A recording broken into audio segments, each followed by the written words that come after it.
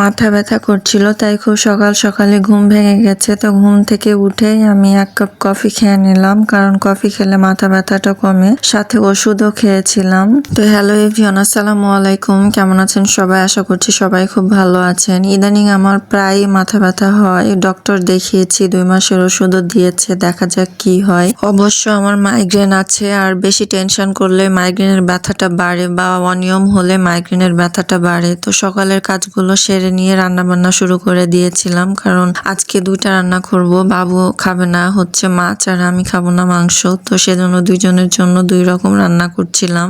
ইদানিং ব্রয়লার মুরগিটা আমি খেতে পারি না, অবশ্য আগে খেতে পারতাম, বাট এখন পারি না। তো ওদের জন্য আসলে ব্রয়লার মুরগি রান্না করছিলাম, আর আমার জন্য কই মাছ দিয়ে পটল রান্না করছিলাম। আমার অবশ্য সবজি এবং মাছ খেতে বেশি ভালো লাগে, তবে সবজিটাই বেশি খাওয়া হয় আমার। তবে নিজের ইচ্ছে মতোই সবকিছু করতে পারি। যখন যেটা ইচ্ছা হয় তখন সেটা করি, যখন যেটা ইচ্ছা হয় না তখন সেটা করি না। যেহেতু ঘুম থেকে উঠে বাসা ক্লিনিং এর কাজটি করে নিয়েছি, তাই এখন আর তেমন প্যারা নাই। রান্নাটা উঠাই দিয়েই আমি গোসল করে নিই, কারণ রান্না উঠাই দেওয়ার পর আর তেমন কোনো কাজ থাকে না। যেহেতু সকালে সব কাজ সেরে নিই, তাই গোসলটাই আমি করে নিই। মেয়েদের কাজ বলতে ঘরের সেই রেগুলার একই কাজ, একঘেয়েমি কাজ, তারপরও সেই কাজগুলো করতেই হয়, তা না হলে আবার চলবে না। তারপর আমাকে আবার রান্না শেষ করে বাবুকে খেতে দিতে হবে, কারণ বাবু সকাল থেকে কিছু খায়নি। তো বাবুর জন্য খাবারটা বেড়ে নিয়েছিলাম। ওই আবার মাছ খাবে না, শুধু চিকেন দিয়েই খাবে, তো সেটাই করে নিয়েছিলাম। তারপর আমার একটা আবার পার্সেল আসছিল, তো সেটাই আমি রিসিভ করেছিলাম। তারপর দেখছিলাম যে পার্সেলটা ঠিকঠাক আছে কিনা।